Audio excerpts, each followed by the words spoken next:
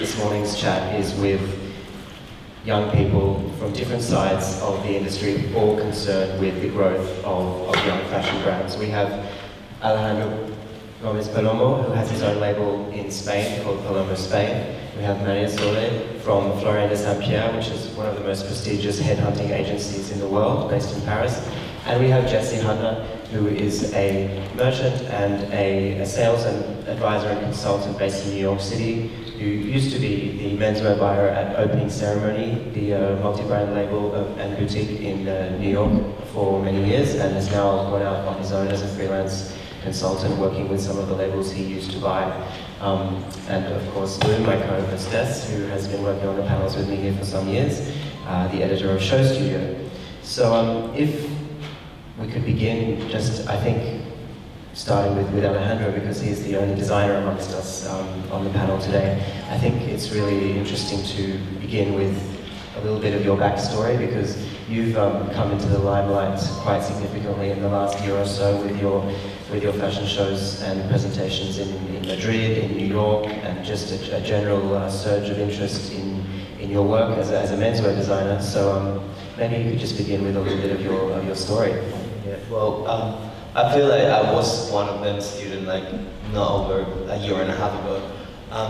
I only finished university, graduated 2 summers ago, and then I felt I had this idea and this message that I really wanted to give, because I felt there was a necessity for menswear to have a little change, because everyone that was surrounded me was interpreting fashion in such a different way than what the menswear codes normally were established. So I finished university, and I decided I was going to go back to my roots, to where I was born, and then trying to create my little universe in there, far away from a fashion capital like London, where I studied, or Paris, or Madrid, or somewhere else. I just went back to where I felt at home and comfortable enough to start creating this universe, and then from there it just happened. We put together a show when no one really knew who would wear, and it was just me and a group of friends that really believed in what I was doing, and they really understood my message. And that only happened 1.5 years ago when we put together the first show. I saw there was a big reaction to what we were doing, because there was this need for boys of my age and my generation, that we saw fashion in a completely different way. We never look at gender anymore. We never look at what clothes we were using, and if that was women's wear, men's wear, or whatever.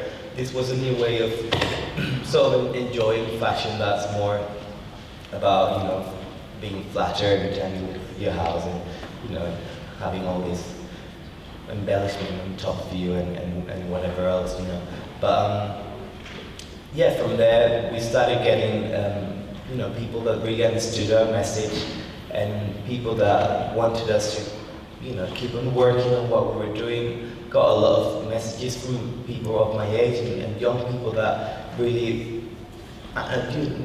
felt identified with what we were doing, and they thanked me for giving them the opportunity to wear clothes in a different way and put the message in such a big world as is the fashion world.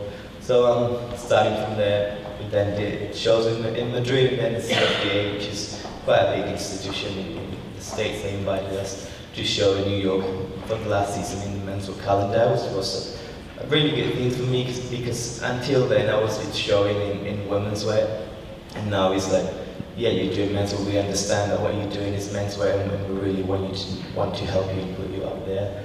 So yeah, we did this show in New York, and I don't think people in New York were expecting to see what we offered. Some of the people were there. I didn't see it because I was backstage, but it was a whole celebration of fashion and what what I enjoyed and what I've learned throughout my entire life. What I've admired in fashion since I was a kid, and now I'm trying just to give people the opportunity to be able to enjoy fashion again. And yeah. Can I ask a question? One of the things that came out of Mima's discussion is we talked about sort of young labels and young designers, almost sort of how they can try and emulate or take the strategies of bigger brands and how they can almost present as a bigger brand. But I'm interested kind of in the flip side of that and being a young brand, and we do see it's a pattern that happens across fashion and has happened for decades, which is big brands tapping into the ideas or design aesthetics or even the sort of networks of these small brands, and you know, copying is a difficult word in fashion, but you know, appropriating or taking on certain elements. And is that something that you have seen? Is that something you're wary of? You know, you see, because a lot of your work has been talked about in discussions to do with sort of gender, sexuality, sexual identity, and these are obviously things that have been taken up by big brands, including, you know, huge high street retailers. And are you concerned about that sort of passage of ideas? Well, I think for us designers, it's really easy to stick to our idea because it's really what I feel. I was never really trying too hard to you know, enter this world of genderless and, you know, asexual, whatever. I was doing whatever I felt it was right, and wherever I felt I needed to wear, all my friends or the people that were around me and inspired me needed to wear. And I know now out of the box of the genderless, you know, feminine clothing for menswear and all that. I'm not really worried about copies. I know people from, like, for example, Inditex, they come to my show in Spain and they say, you know, I love what you're doing, whatever. And they come and greet me, but then I go to Zara the following week and I see exactly the same pair of trousers that I made for you know, for a handful of money, and they're selling it for 30 euros. So you know, that's what fashion is about. I'm not worried about other brands because I believe I've got my own clear message, you know, and I've got the people around me that really understand and work with me towards the same end. So yeah, we'll see what happens. I think, again, going back to what Mima said this morning about the idea of the necessity of newness in creating a new brand and having actually a raison d'être to actually create something new. I'd like to ask Jesse about his first experience with Palomo, because you were at that show, you connect with young brands at that point in the naissance, really the birth of the first collection, second collection. Firstly, I'm interested in your perspective on Alejandro's work, and also in general at what you expect to see and hope to see when you're looking at something that's sort of fresh out of the box. Yeah, totally. I mean, I think coming at it from the perspective of a buyer, it's a mixture, you know. Alejandro's work immediately arrests you. I think, you know, as a buyer you receive 50, sometimes 100 emails a day from different brands hoping to catch your eye, and when you do come across an image or a look or a sort of vibe such as Palomo, it really kind of stops you in your tracks and you take a second look. So for a store like opening ceremony, when I was there, you know, Carol and Roberto, the founders of the company, really instilled in the buying team this importance that there should be an emotional kind of reaction to the brand, an initial kind of spark that gets you really excited. So I think, you know, in terms of Alejandro's work, that's very present. You know, the kind of twisting of expected gender norms and seeing these beautiful ornate garments on boys on the runway is something that will catch your attention. And then, you know, when you go deeper and you see the showroom and you see the actual work and detail there and the quality, as a buyer, that kind of seals the deal for you. So I'm not sure if that answered your question, but yeah, it's this mixture, I think, between, you know, going back to what Mima was saying, just an authenticity, a kind of confidence of creativity, and sort of staying true to oneself as a designer or as a brand.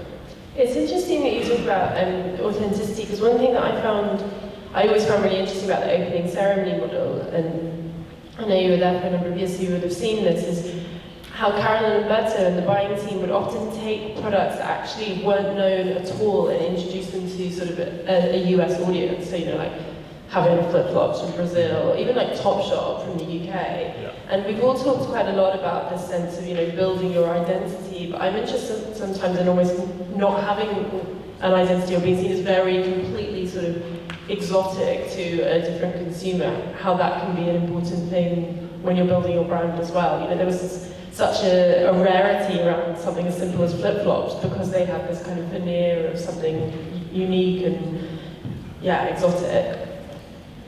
Yeah, I mean, for people who aren't aware, it's interesting that, you know, opening ceremony is founded on this Olympic concept where each year the store represents a different country and products and culture and art, food, fashion from that country. So I believe it was in 2006, possibly, Alberto went to Brazil and were the first store to bring back Havaianas, flip-flops, sandals from that country. So I think, you know, for a store like opening ceremony,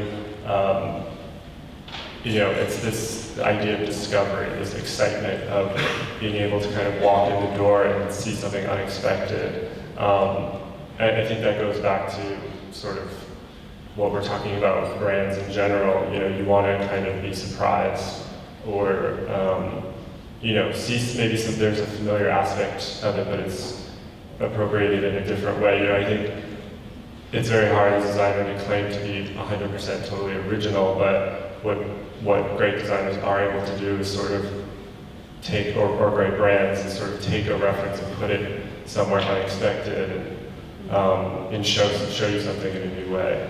That change of context, which is so crucial to a store like OC or Diplomat as well, and even to Alejandro's work, because also the context of women's wear tropes being applied to a man's body and to men's garments is itself so crucial to what you're doing. And even the idea of moving elements of perhaps a Spanish aesthetic and things that are really important to your roots and showing that in a different city. And it's quite a testament to the idea that you perhaps don't need to live and work in the major fashion capitals. I don't know, Mariasole, if you have anything to say about what your eye on young designers are at the moment with all your work with Florian and also with the Vogue Talents. You've been to many different fashion weeks in different countries and Eyes on seen Talents. people. Sorry? Eyes on Talents. Eyes on Talents. But right. it's true that we try to cover talent worldwide, and well, we also work a lot with designers who want to work in-house for brands. So obviously that's not a limit, but obviously it goes back to the facility that the digital disruption gives to the new generation as well. I think you can be anywhere because you can communicate from anywhere, and perhaps there's a change also in the way you can present your work. Do you really need, of course, to get more visibility for the time being during a fashion week, but you really need the format of the show and to be there to, you know, engage with an audience that's really interested. And yeah, as we going back to authenticity once again, I think that you know, it's about conveying your message. I think if you can, from anywhere, through social media, engage with an audience, and there's many examples of brands who made it with no funds for advertising, and from even random cities in, you know, the middle of the States, wherever. It's interesting because people often say, you know, you can do it from anywhere, as if it's like, you know, you can make it work wherever you are. But I also, increasingly recently, it seems like there's this also, and people are actually seeing it as being a benefit to not being from a big fashion city and almost using it as part of their aesthetic. Like, I've been very interested in the sort of obsession with Russian aesthetics and culture that we've seen through the work of Dominic Masalia and Gosha Rudzinski, and obviously now Gosha is actively showing in Russia and really using that sense of being, you know, far from the crowd as a way of giving his brand a certain other layer. And I wonder if you think that that's something that we're going to see more of. Well, it's the coherence of the message once again. Maybe going back to what Mimo was saying, the consistency, what he's doing makes sense in his homeland, or you know, I think it increases the creative connection that you can come out through these products and yeah, the presentation and the overall message. Yeah, I think it could be interesting to see more of that. I think you know, it makes sense with globalization, quite simply, you know. If we can strip back the image aspect of this discussion for a moment, I'd like to sort of get down a little bit more to the nitty-gritty of all the other troubles that young designers have, not only to get their visuals out there and to get the attraction and to be seducing the right people. I think that after that fact may have happened, or maybe in process of happening, there's also the very fact of making clothes and producing clothes and finding stores to sell them. So I think if we could move the discussion a little bit further towards that, and maybe starting again with Alejandro, how has that experience been for you from the beginning of having, for example, your own web store, to having to create production, and then for that production to amplify and for all these new questions to come into play, whether it's finding crystal buttons and Georgette to delivering stock in countries halfway across the world? Well, for us, that's still the most complicated process, because as I told you, I work in a very traditional way in a small village. We're not very much inside of a fashion chain, and Spain is not a very fashion country anyway. So for me, the sales really started thanks to opening ceremony, when you put yourself. They bought my first collection, and when you put yourself being such a young brand in a store, in like opening ceremony in LA and New York, then it's when other shops and other brands really start looking at you and trusting that your product actually can sell and it can be worn in many different ways, and it can be part of so many people's wardrobe. So for me, that was kind of key. But it's still part of a struggle for a young brand to move from the process of creating and developing a collection to then make that sell and produce that, because we work in a very we finish everything by hand and everything, so it's taking us a long process to sort of understand how it all works and how the production chain happens, because it's a completely different story, and especially for a young brand like us. So I think that's sort of the gap that most young designers sort of miss. Also, we were not ready for such big impact, so we had to figure out really quickly how we're going to be able to do this, how we're going to be able to produce this. I still work with 3 people in my studio, or 4 people, and we tried to do. We were doing the production for the first and the second collection in-house, and then we're doing collections at the same time, and now we're doing pre-collection and all that. So it's a really tough process for us young brands, but it's all a matter of learning through the process, and I think if you don't put yourself out there and try to make your brand stand, you're never going to be confronted by this situation, and then from that learn from them. This is kind of a question that I think probably everyone has a unique opinion on, but I think we're seeing a slight pattern at the moment of young brands choosing to sort of remove themselves from the wholesale environment and remove themselves from a relationship with retailers and try and sell directly. So whether it's through their own web store, or even directly to clients, and they're almost removing themselves from that fashion week cycle of showing and then selling. I mean, I presume there's a lot of people here who may be interested in starting a business, and just what does everyone kind of make of that model of cutting out the middleman and going directly to your client? I think this kind of relationship, for me, I get a different client at the shops that I sell compared to what I get straight away. Normally the shops would buy my clothes for women's wear, which wasn't the end of the brand, but it's something that I'm really happy about, because I'm not able to design for women, but if I'm doing it unintentionally, then good. But then I'm really excited to see that the real customer that buys is straight from me and from my website is 100% men's public. So I think it's important to keep both situations like under control. And what you said about showing in-house sort of thing, we started doing that, and people started hearing from us, but actually going to New York and showing an official calendar sort of pushed you into a much wider and much wider audience. Now that we did that, we feel it's time to keep doing what we know what to do at home and what we feel comfortable in, and we're always going to try to make a change from there. I come from Spain where fashion culture isn't really there, but now that we appeared, people are getting more and more excited. I think it's important you engage with the crowd around you. You don't need to be in Paris to be huge.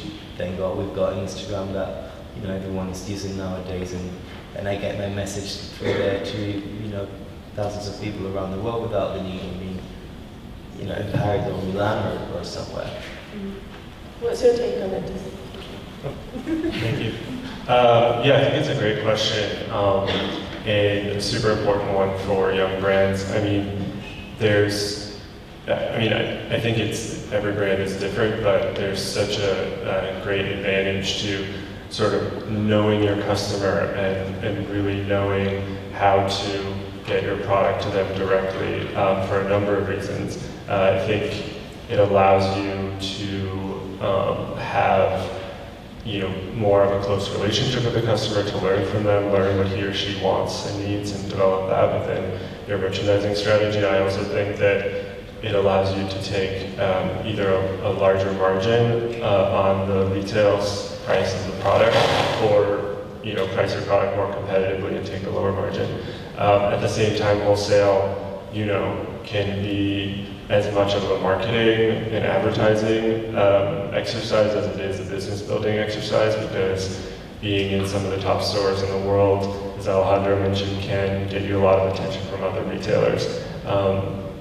It's difficult. I mean, it's what's so exciting for me personally now in my role after having left opening ceremony, working with emerging brands kind of at that moment where they're sort of deciding how to grow, to speak with them and have that dialogue. And I always sort of recommend I think a lot of brands when they're starting off, they really think, they kind of dream of being in Dover Street Market or opening ceremony or Corso Como, some of these best stores in the world, and that's a great goal to have, but I always say, you should be devoting at least as much or more energy to how you will get your product to the end customer, whether that's through direct sales or through a retail partner, because at the end of the day, your business is your business, and you do not want to be at the whim of another store or another business. I think there are partnerships with stores that stand the test of time for sure, and that can be so important to growing a business. But these days, we have so many opportunities through social media to connect directly with the customer. It's super smart, I think, to put as much or more effort into that. It's true that some of those hallmark stores, as important as they are for image, they're not necessarily going to be the ones buying the most quantity or being as loyal as necessarily you might hope those first stockers will be, are they? Because it's quite often the fact that Sarah at Colette could take a label for 1 season or 2 seasons, and she might just decide to buy 3 leather jackets, or she might decide to just buy the shoes, and that again goes back to that sort of focus and customization of selling a particular product and creating a really specific customer from that. Yeah, and to add on to that, it kind of reminds me of the dialogue between Coco and Mima about collaboration, and thinking about, if you're a designer who's starting your own business and starting to build your brand, you have to look at selling to a retailer almost as this collaboration.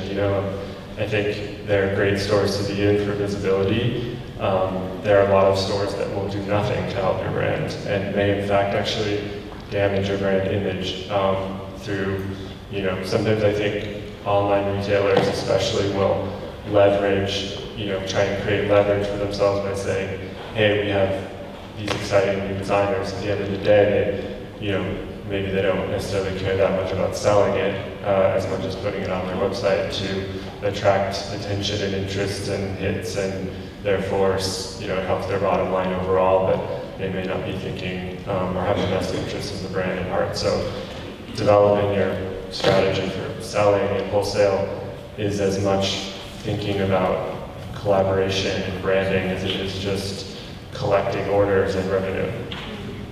There's a kind of this sense of, you talk of this idea of there are big retailers kind of almost like borrowing the cool of like a young brand. And I think we also see that with kind of other brands. You know, often when a young designer comes along and they start a label and it goes well, after a few seasons you sometimes see them picked up and given a job at a big house, and then they make that difficult decision, you know, do I continue with my own label in tandem? So you've seen that time and time again, so with J.W. Anderson, going to the Loewe, you know, Dominic Massalia, Balenciaga. What's your take on navigating that as a young person entering the fashion? Because obviously you think, I would only dream of getting a job at a big house, but actually it can sometimes... Well, of course, one then benefits the other, Yeah. often. It's very personal. I don't think there's a general rule. I think it's up to the designer in question to be honest and say, I can, you know, give myself as much for my brand and for the brand I'm going to take on. It's very personal. What though might help is a certain disruption. I'm fascinated when you say that you start doing pre-collections in such a small structure. And I'm thinking, why do you feel like you need to, you know, enter the system so completely and adapt to where really you could be as a young designer, you know, successful because we like what we do, be a bit of a disruptor as well. And I think, you know, maybe that's what it takes, you know, to set, you know, your own rules as well, to a certain extent. Then obviously these kind of positions, collaboration goes collaboration, or acting as creative director for a historical brand, are sometimes accompanied with constraints of exclusivity, sometimes not. But if not, they are generally a huge advantage rather than the personal brand of the designer in question. But I'm curious to know, sorry, I'm asking but yeah, to what extent you feel like you need to, because obviously that makes a huge difference. If you can set your own rules, then you can be more flexible to working for another brand as well. So, is there pressure in that sense? The pressure of making a pre-collection and all that is only a matter of selling and what we've been talking till now.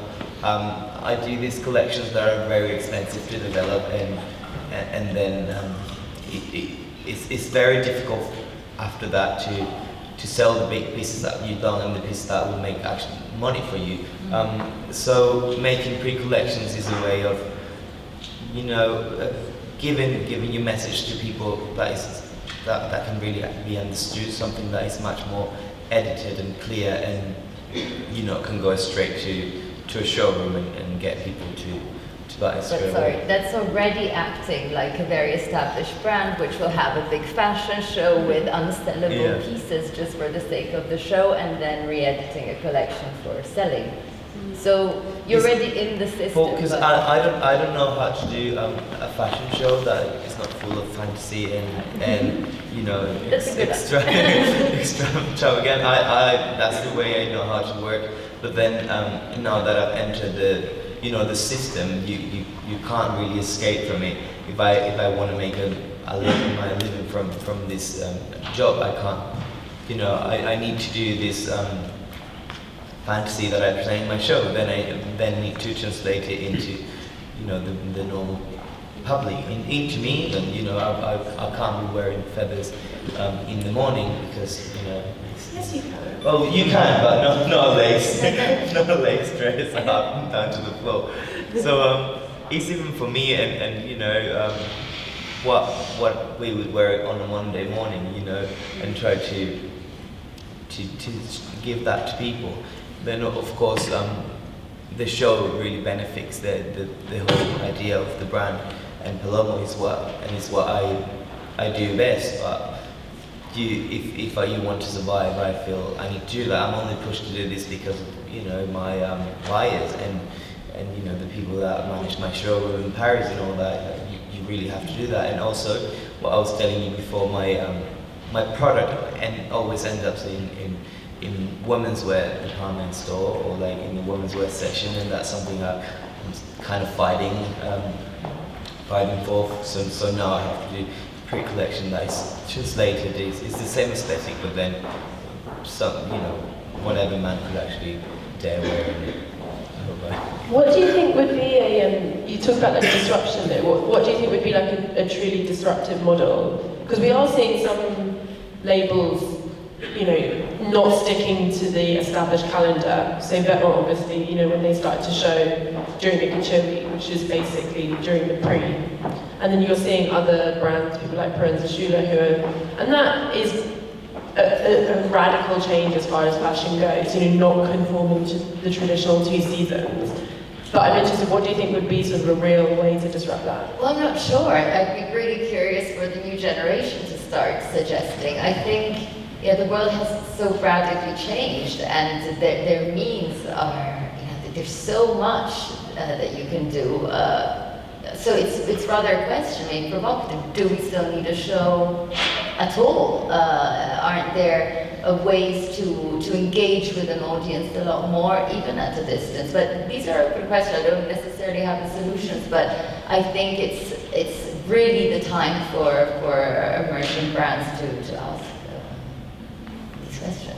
It is, however, funny to think about the alternative modes of presentation, because in the past decade we've tried many things, and things like the digital fashion show have flopped enormously. Yeah, because it's still Just like the digital magazine flopped terribly. So I think the experiential nature of the show has remained really important, and just as much as it's whether Alejandro is transporting an audience in Madrid through a garden with the boys, or if it's really just the fact of showing something like what he does in New York in a different scene and exposing that to a different audience. So I guess that sense of context remains really interesting and part of the rub. Yeah, for sure. I just think that everything digital seems to be more inclusive in an industry that was really based on exclusivity. I think that's what's interesting now. So how can you make it more inclusive and allow people to be in Madrid at the moment? It's interesting. I think that's why some of the younger designers, and it's interesting to get your take on this, Jesse, because you see so much, but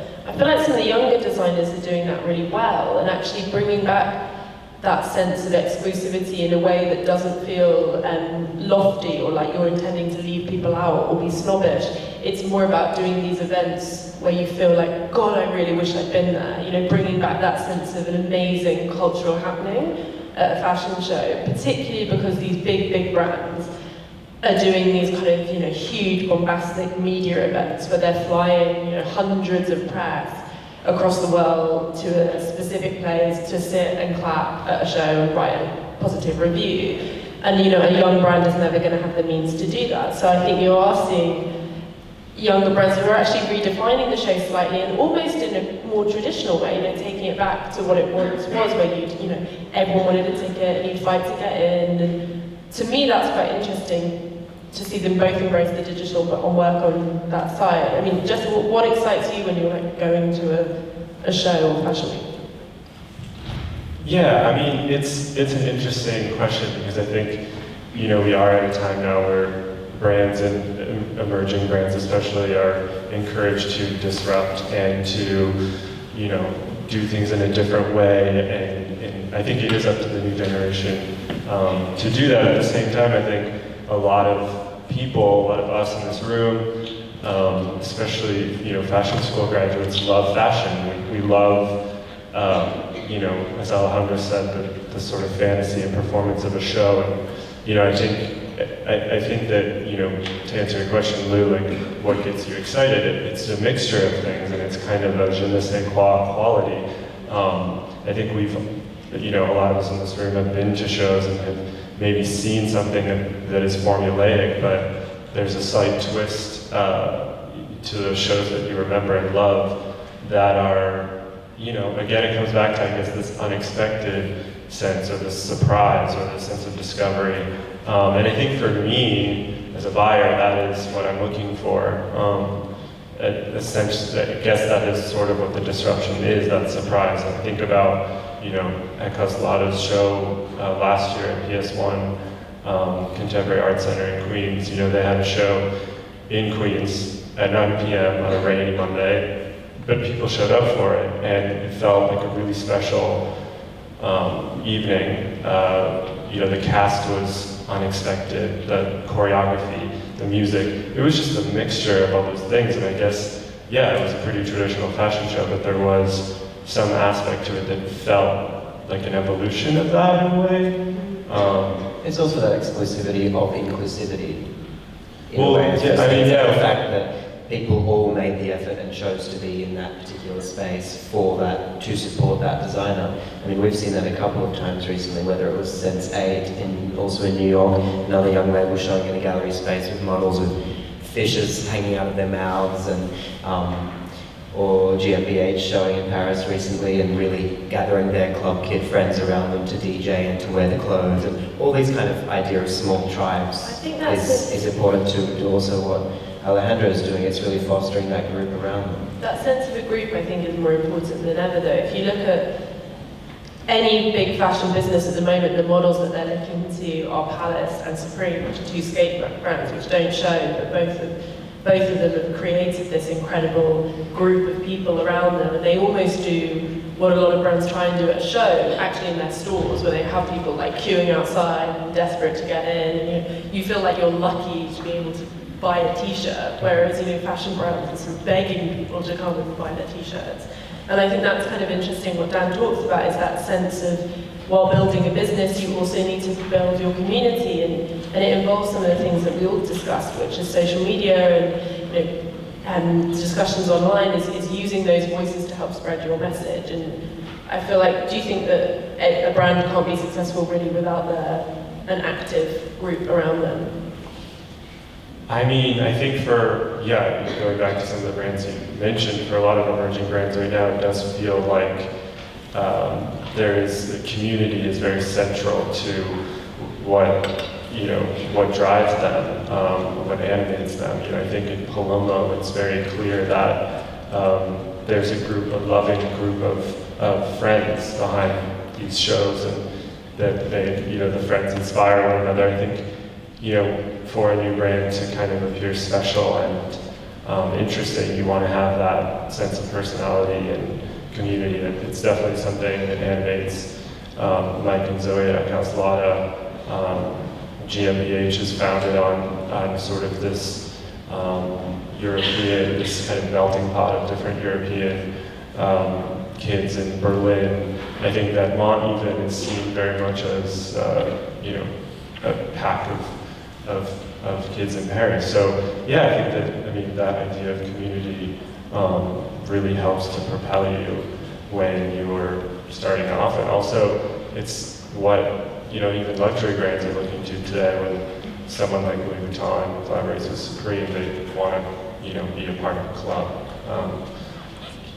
Yeah. I wanted to bring up one final point before we go to question time, and it's again taking an example outside of fashion. I was on the plane here watching this film called The Founder, which is about the origins of McDonald's, and there's a point where the salesman that is intrigued by the two McDonald's brothers is asking their story, and they tell him, listen, we had a restaurant that we sold barbecue ribs, we sold tamales, we sold all sorts of different foods, but we realized suddenly that 87% of what we sold was soda, fries, and burgers, so that's what we decided to sell. And I think that's an interesting segue into the idea of specialization, which we brought up earlier.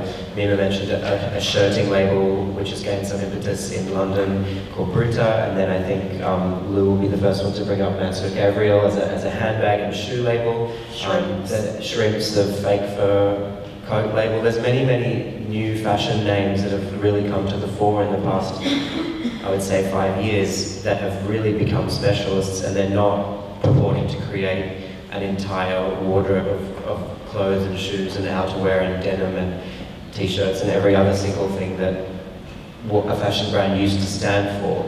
Today it can be a much more singular approach, and I think it's become incredibly successful. So I'd like to open that up by asking first Alejandro what he really feels are his key strong points of his brand that are really, really important to what you're creating, and maybe the things that you're happy to leave to the side that you maybe don't feel you need to make. And then just asking also, I think Mariasole was also placing designers in all sorts of different departments of fashion labels, and just to make that point that a fashion designer today doesn't have to make a wardrobe. And were you taught that in college as well? I'd be keen to tag that onto Dan's question, because I feel like young people are taught that they have to put together a collection rather than they have to learn to make one thing. Yeah. Well, for me, it's very clear what I do. I'm not going to come up with a shirt that's going to change the world, or a t-shirt, because there's other brands that are already making it. For me, I feel the gap that I'm feeling is to give menswear a sort of luxury approach to fashion. Is much closer to couture, or to what women's wear clothes has been for the past hundreds of years. So I think the gap that I'm feeling is that men's can actually wear lavish fabrics and expensive fabrics and wear it in different ways and be able to dress in lace and embroideries and all that was never wasn't there before. Although I'm not doing anything that's really new, because in the 16th century men were wearing frills and embroideries and brocade fabrics. I'm sort of going back to the roots of menswear, which we were lacking now. But that's what I felt. So I can't really specify in a certain product, because a shirt is done by Jill Sander better than me. That's her task to do it. So I feel the gap that I'm feeling is that. And which categories have you had the best response to? Is it your tailoring? Is it your what are the pieces that are the most important so far? What I'm being most successful about is the biggest pieces that I make. Pieces that can actually be performance, or a gala, or a big party, or something like that. Then of course I also sell little things like shirts, because my public is also a very young generation of people, between 18 and 24, and if they can afford a robe that's 2,000 euros, then they can afford a shirt that's 200. So it's sort of making a balance in between, selling a few little pieces of the big things that take 2 weeks to make, and then filling up the gap of the other younger audience that I have, because there's a lot with little things that they can identify with the message of the brand, without really needing to spend $1,000 on a shirt or a jacket. Jesse, what's your experience been with these kind of specialists? I know that you've been working with Curated and other sort of retailers and makers, even like just making belts, for example. Could you tell me what your view is on this trend? Yeah, I mean, I think it's, first of all, really smart. It's a really smart way to start a business as a fashion designer, because you can really master what you're doing. I also think that today, when the competition in our industry is maybe at the highest it's ever been, with multi-billion-dollar companies able to turn around new designs in a matter of 2-3 weeks, it allows you to really, find your niche and hopefully rise above and distinguish yourself from a lot of the brands that are trying to do everything at once, and maybe they're doing everything just okay.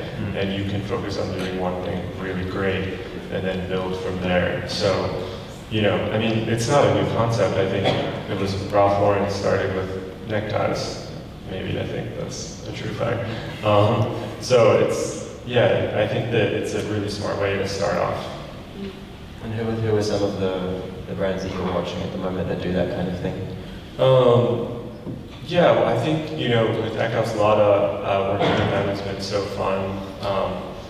And, being able to, I feel like where I see myself working with a lot of these growing brands is trying to help answer some of the questions that will continue to let the brand evolve and grow. So for them, they've kind of created a signature denim pant, a jean with a really great pocket, a really great fit.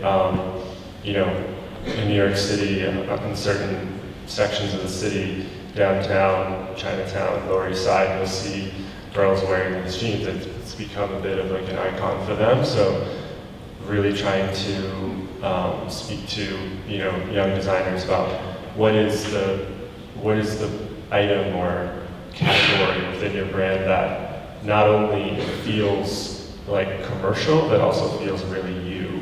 And I think that that's a really important question as a designer and a young brand to ask yourself is, what can I make that can actually sell that doesn't feel like I'm compromising? Because the last thing you want is just, oh, well, we're selling, 2,000 euro dresses, but we need that 100 euro t-shirt. Like, that's not interesting. You want, unless the t-shirt is something that you're really engineering and putting thought and design behind, you want to try and find something that can fit your brand and your customer, but also, provide a sustainable business. And Mariasole, in that same sense, when young designers are working on their own portfolios and perhaps hoping for that accessories job inside a big house or shoe design or something like that, where do you see the sort of breaking point between channeling your work into the aesthetic of, say, Christian Dior or Givenchy, and actually distinguishing it enough that they want that little bit piece of you? Well, I think that that's a very good point. Ideally, the portfolio is reworked every time you're applying for a different job. It will always pay off to put your strengths forward, not only in terms of aesthetic fit to the brand, but also really in key skills for the position you're applying for. Yeah, it helps. I think what helps though is in parallel to always kind of keep developing your personal aesthetic if you're working for brands as well. It's important to show the difference, that you can adapt with them who you are on the side as well. And yeah, I think it's often you often go into positions that you may not have thought about before, and often you'll end up using a set of skills you may not have thought about. So often you go into accessories and maybe it's not necessarily what you studied. It can happen. So, but in terms of portfolio, yeah, it definitely helps to be specific and to highlight strengths for a position and the aesthetic. Mini last question, sorry, I'm conscious of time, but do you think it is sometimes really smart for, say you're graduating from college and you really want to be a fashion designer? I think for a long time people maybe felt that they should strike while the iron is hot and start their own label and try and get pressed. But what's interesting recently is we've seen a lot of people who are appointed to a major creative job, such as Alejandro Goméz, who we've all been talking about, when they work behind the scenes for over a decade or longer. So are you now advising a lot of young people who maybe do eventually want to start their own label to go work in-house first? I don't give such specific advice. I think it's really important that the designer chooses. I think that if you have something to say and cultural flair, then you can go into running your own brand. You're a great example. Then again, it shouldn't be forced, and I do feel like there's a tendency now, for the past couple of years, I feel like designers want to go back in-house a lot more than they used to. Like before, they just wanted to go on their own. I think it's always valuable experience. Obviously, it's been said a billion times before, but to really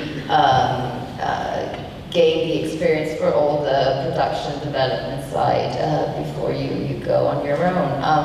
And just the contacts. Yeah, contacts, of course. I think that it's not if the aim is to be creative director of a big house, there's no set path. They can come from both. More and more, it's old number twos that are being recognized. It's true. But there's no set rule, and I think it's very important that the designer. But once again, I think it's, even if you do work in-house, it's important to, control your visibility, your digital visibility, and it's not because you're in-house that you cannot express yourself as a designer on the side through a professional Instagram or whatever. Keep your aesthetic out there and show that you are a designer. Anyways. Do we have any questions to finish up? Please. Speaking from my personal experience, I think the idea of disrupting the schedule and doing the mono product is wonderful, but in reality it doesn't work. You get buyers and they ask for a full look, and then you try to, if you really want to be sold, I'm thinking if it's up to buyers to really change their mind or kind of their perception to create their collection and see the brands as, okay, I take jeans from here and these there. So it's wonderful, but how would you comment that in reality at the moment at least it doesn't work? Yeah, I think that you bring up a really, really good point. And it's something that is a challenge. But yeah, I think a buyer wants to have an understanding of the story of a brand. And whether it's one product or a fully fleshed out collection, just because you're presenting yourself as a mono, let's say a mono product brand, that doesn't mean you can get away without a fully fleshed out story for your brand. So as a buyer, you may provide the feedback that, oh, this is only one item.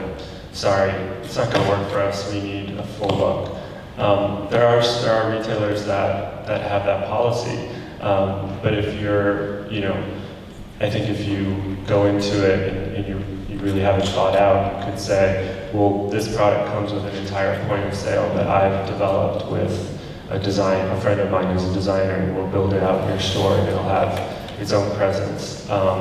Or maybe the strategy of getting into that retail store and talking to that buyer shouldn't be really what you're trying to pursue. Maybe there are other retailers who would entertain the idea of that product. So to say, it's easier to just develop one product, yes, but there's no shortcuts when it comes to making sure that you have a fully fleshed out story, an idea behind the brand. This question is actually directed to Alejandro, and it's quite simple. And yes, we come from the same part of Spain, and I'm just very interested in your creative process and how you relate it to your roots and personal stories, because I find it so relevant in your work. And yeah, if you can tell us about that. Well, when I started the brand, I started working with this lady that's 65 years old, and that I had known her for my entire life. So we sort of built this relationship of really knowing who we were, and how we work. So it's kind of how we learn how to approach fashion in the way she knew how to work, and then my modern interpretation of dressmaking and modern aesthetic.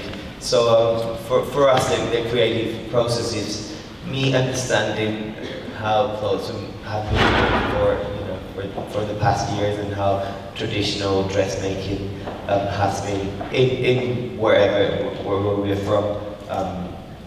In there, and really looking at what I have around in there, rather than trying to look like something that has been made in Paris or Milan or Antwerp or something. We looked more what are the traditionals, craftsmanship that we can use in here and interpret then for a much younger generation that saw that as something very dusty and all how we make all these really old-fashioned cuts into something much more modern. So there's that, and there's also the fact that I've surrounded myself with people that I understand and they understand me, and it's all about questioning each other. What do we need this year to go to that party, or what do we feel that we need and make us feel fabulous. So it's that sort of combination of looking really inside rather than outside, and taking advantage of whatever surround me, and all the craft that it exists in the south of Spain but hasn't really been explored. So I felt for Spanish fashion there was this gap. It hasn't been relevant in here because everyone was trying to be Margiela or Mimi or whatever, rather than looking at what we are in a raw, and exploring that and sort of pushing that into a much modern language. I hope. Yeah. Thank you guys.